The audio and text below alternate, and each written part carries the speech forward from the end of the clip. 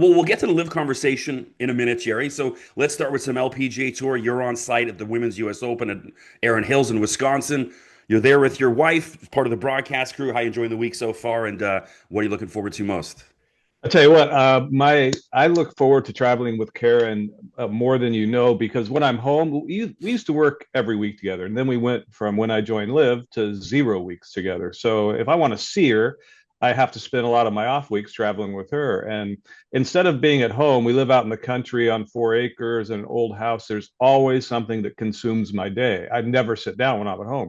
When I come with her on the road, I just rest. I haven't been out. I didn't leave the room yesterday. I'll do laundry maybe. I'll go out to the course today. I'm going to follow Lexi around because I'm friends with her dad. But for the most part, it's a very chill week for me when I'm visiting her, and she's working her tail off. So my job is to make sure she has coffee in the morning and dinner at night, and the bed's made and her laundry's done.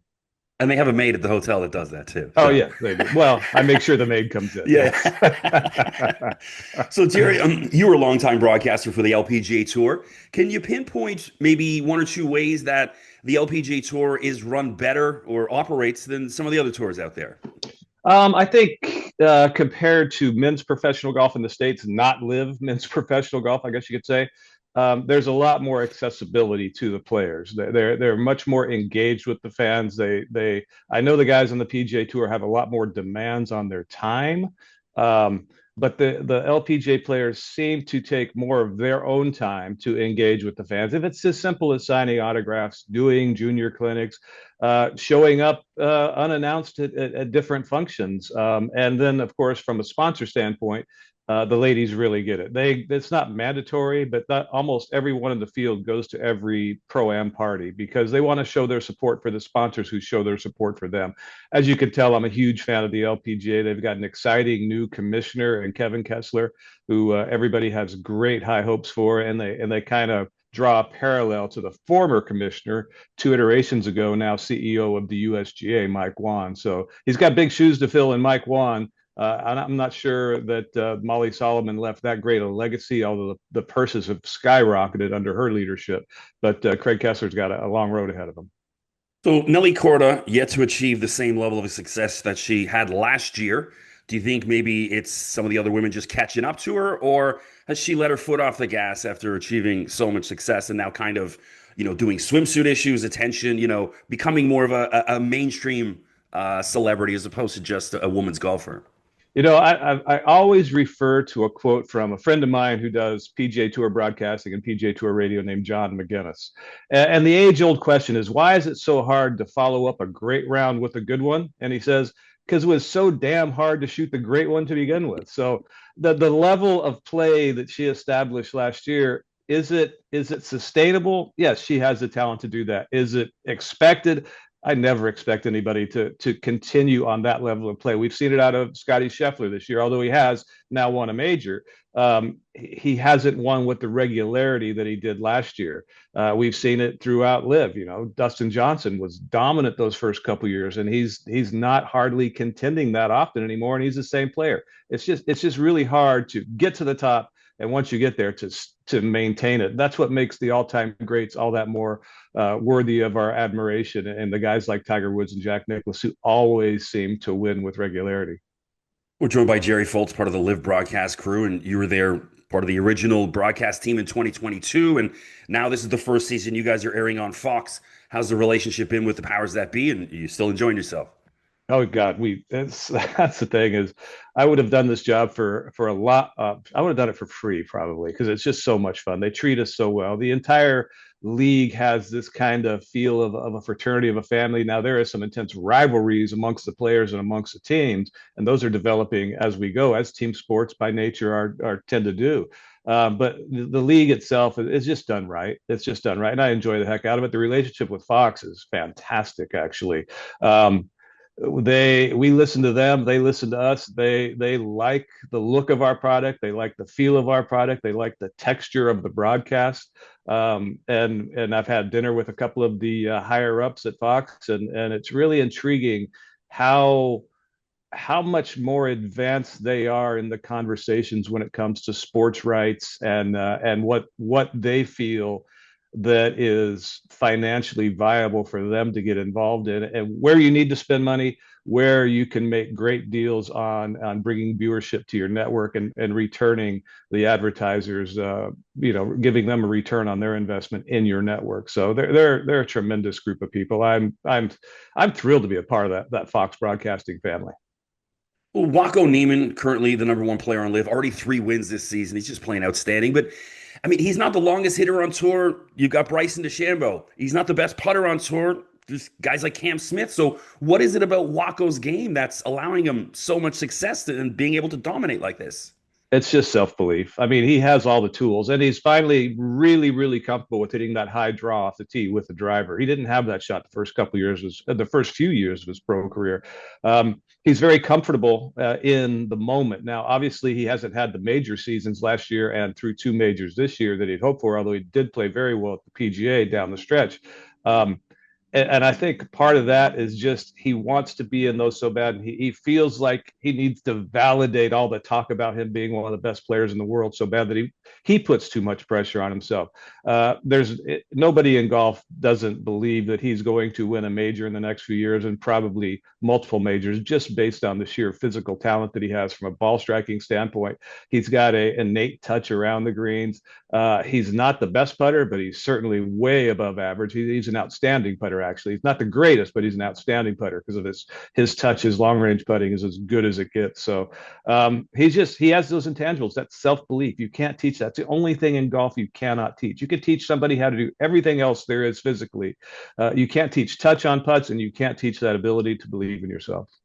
Well, you led me into my next question there. Wacko T8 at the PGA Championship a couple of weeks ago, and obviously the U.S. Open and the Open Championship coming up. Which of the two do you think maybe shape up better for him? Because I think the next step in his career is that he doesn't necessarily have to win it, but certainly be in contention on Sunday. Which of those two do you think maybe he's got a better chance of doing that? I think a typical U.S. Open setup, and what is it, Oakmont this year, right? Yeah. He's got the strength. He's got the angle of descent for his iron shots to be able to get the ball more successfully out of the rough with some control than others. Everybody's going to miss fairways there. Um, he's got the shots that you need at a U.S. Open. He's able to control his trajectory. They call it flighting the ball. He's able to control the trajectory, control the spin, dial in those short irons. He's able to move it both ways comfortably now.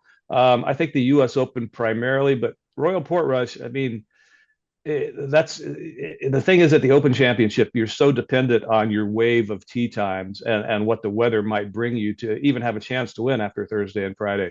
But all things being equal, I would expect him to have good finishes in both, a chance to contend. I give him a higher hand at the U.S. Open. We're joined by Jerry Foltz, part of the LIV broadcast crew, now airing on Fox this season all across North America. And where are you guys airing in the UK and Europe? UK is ITV. It's the only free to air, as they say in the UK. Golf on TV, PGA Tour, European Tour, all on Sky. It's a pay service. ITV is over free to air, as they say, and that was a big get for us. Our new commissioner Scott O'Neill was very instrumental in getting that done because it was long overdue, and it gave the UK fans a reason to start appreciating LIV and not just listening to the rhetoric. No doubt. So, Jerry, you've been around Bryson DeChambeau more than most over the past couple of years, and he seems to have made a personal transformation, not even golf, kind of off the course. Who or what do you think has contributed to Bryson? Because he's not the same guy he was 4 or 5 years ago. Maturity. I mean, it's simple as that. I knew his dad. His dad was a college teammate of mine. His dad passing away probably had a lot to do with him growing up very quickly as well, because his dad battled diabetes for a long, long time, and even had a family friend from his childhood donate a kidney, which gave him about 6 more years, which enabled John DeChambeau to be able to watch Bryson win his first major championship. That's a great story, but I think that helped him grow up a lot. I just think he's so aware of what the world thinks of him. Not that it changes who you are, but he's aware of that, and nobody likes it when there's a section of the golf fandom audience that thinks you're a petulant child. And there were times when you would see him act up, and the TV cameras, everybody loves to have a villain when you're in the TV business. So he was being portrayed much more of a villain than the person behind the scenes was. And I think he made a conscious effort to let people know who the real Bryson DeChambeau is behind the scenes. And, he sometimes he'll be in a bad mood, sometimes he'll be in a great mood. But every time I see him, he has time to stop and say hi and ask questions about, how things going in my life and answer questions about what's going on in his life. He's a wonderful, wonderful kid to be around. I didn't realize you played with Bryson's father. What kind of player was he back in the day? Long. John DeChambeau was long in every sense of the word. Man, the guy could bomb it. He was a lot of fun, as you could imagine. He was a heck of a lot of fun. Yeah, that makes sense, where he gets it Yeah. from then. So you mentioned some of that rhetoric, and John Rahm's been in the top 10 at pretty much every live event since he's joined last year. And anytime there's a major championship coming up, all you hear is the American and British TV pundits say he's not playing well. I mean, how frustrating do you think that is for John to hear that? Because it's not the case, and even for you as part of the live broadcast team, because I mean, you see every week how well John Rahm's playing. Yeah, you have to take a back seat and try and stay on the high road if you can, because it's just rhetoric. It's nothing more than that. He didn't play well at his first major since joining Live. No question about that, at the Masters that he had won the year before. But there's a lot, when you create as big a wave as he did, there's a lot of pressure placed on yourself to go in and try and shut it all up. And I think he put too much pressure on himself. Then he had that toe infection that forced him out of one of the majors, affected him in the other, and finally, when he was healthy at the Open Championship, he had a good finish, a very good finish. Then he comes out this year, not great at the Masters, but really, really good. I mean, had a legitimate. He led with 7 holes to go at the PGA. Made a really sloppy double bogey, and then he had to start attack and knocked it in the water on 17, finished way down, eighth position, but still a great week. He knew he was back to where he needed to be, and hopefully quiet them all down. Of course, the detractors are going to say, oh, he can't finish a tournament, blah, blah, blah, blah, blah. We know better. Yeah, exactly. I think anyone with a good set of eyes knows better. So Yeah. you mentioned petulant child, and one of my favorite players, in the history of golf, Sergio Garcia. I'm guessing you probably around Sergio in your days covering the PGA Tour many years ago. He's playing some of the best golf of his career. What's he doing better these days compared to 28, 29-year-old Sergio? Well, he is a much more mature person. Absolutely. I was around Sergio. I think it was the first or second pro event he played, and it was a Corn Ferry Tour event in Cleveland, Ohio, is where I first met him as I think, a 17-year-old kid.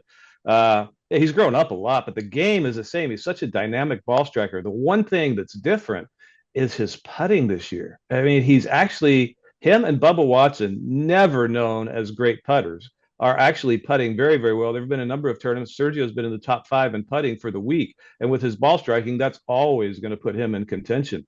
Bubba Watson led the Masters in strokes gained putting. He's never led it. He hasn't led a putt tournament in strokes gained putting in his entire life. He's such a great ball striker, and he does wild things with the ball. And when he putts solidly, he contends. So Bubba putting better and Sergio putting better has been a huge boost at this point in their career for their chances to continue to stay competitive at the highest level.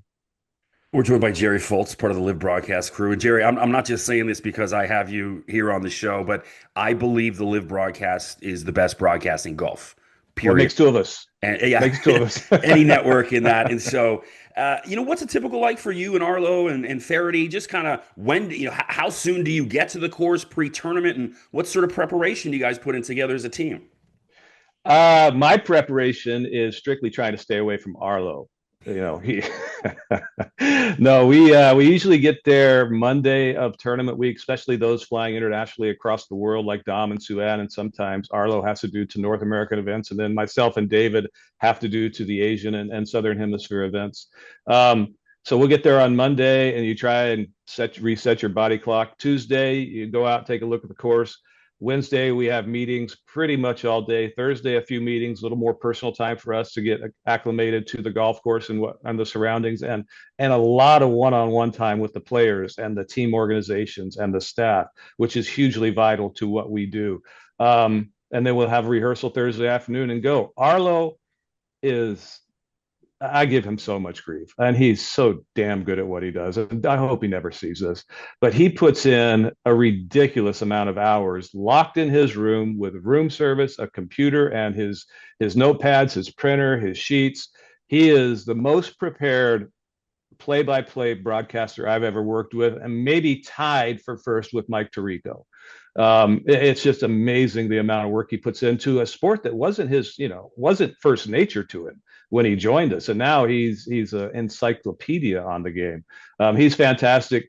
David and I go to dinners a lot because we both kind of like small crowds. So he and I together, and we'll talk a lot about golf. Mostly, I just try and tee him up for stories that I haven't heard because it's always so damn entertaining. And it's always fun too to watch all the people just, that's David. He's a rock star amongst golf fans. I mean, posing, and he never says no to anybody. It's just tremendous. And that's about our preparations. We have meetings every morning to go over what things might have transpired in the last 24 hours, what we're going to be focusing on that day, the key storylines, how to implement and best utilize all 9 of our on-air talent now, 2 for the pre and post game show, but 7 on the air. And then Pat Perez always is witty as hell in our meetings and has us all laughing. So it's a good time. Awesome. Well, a couple quick questions here. I don't want to take too much of your time. And so, there's been some talk of late about some of the big name players live on live their contracts expiring at the end of this year. Any concern amongst you guys or other players that live that they might lose some star power? I'm not concerned about that at all because I haven't heard any rumblings directly from any of the players about them being unhappy. Yeah, obviously, when a new startup comes into business, there's an acquisition phase for talent, and that's the phase we went through in 2022 and 2023. I think retaining talent is not going to be an issue. Okay. Any new plans for Live in 2026? When we first spoke a couple years ago, you were the one that really sold me on the team aspect and kind of the Yeah. vision they have. Any new plans for 2026 that you're aware of that maybe the golf world might be excited about to find out about Live? But yeah, yes, and yes, but I can't. Yeah. I'm sworn to secrecy. Uh, Yeah, we have a lot of exciting stuff in the works and an exciting schedule shaping up for next year as well. Cool. Well, we're joined by Jerry Foltz. Last question. Thank you for your time. And so, for those that haven't listened yet, you're also part of the Fairway to Heaven podcast, along with No, we're on hiatus. You are. Okay, I was going to ask Yes. where we can. What's going on If with you that? if you have a podcast and you go on hiatus and nobody notices, did you really have a podcast? Yeah. No, no. We it's corporately we decided to kind of with the addition of Rick Shields and we've got a few other from an influencer and social standpoint, big names that are aligning with us. They decided to kind of reappropriate the resources in a way that they could get more return from. Fairway to Heaven podcast with Sue Ann and myself was fun for our loyal fans, and we had a great time doing it. And we are definitely going to resurrect it, her and I together, but probably more toward the end of this year because literally we just have fun doing it. If nobody listens or watches, we have fun doing it. So, and we miss that every Tuesday night or Wednesday morning or whenever, getting on there and talking grief to each other. So we're going to redo it, but right now we're on a little hiatus. Well, hey, I enjoyed watching it, so that's why I was asking that. Yeah. Well, Jerry, I can't thank you enough for your time, and don't want to keep you from the golf course. Are you heading over to Erin Hills today? Is that part of the plan? I am going out to watch Lexi, who's paired with Nelly. I'm parking in the general parking lot. I'm going to be one of the Gen Pop going to a tournament, something I don't think I've done in ages, which I'm looking forward to and listening to the people talk in the gallery. Like I mentioned earlier, I'm friends with Lexi's dad, and there's a couple other super fans, they call themselves, of Lexi that I walk around with anytime I get the chance when I'm in town with Karen. So I'll go out there and abuse Lexi's dad because he's as big a jerk as I am, and I love him for it. So we're going to go out there and have a good time and root Lexi on. Awesome. Well, Jerry, I can't thank you enough for your time. Really appreciate it. My pleasure.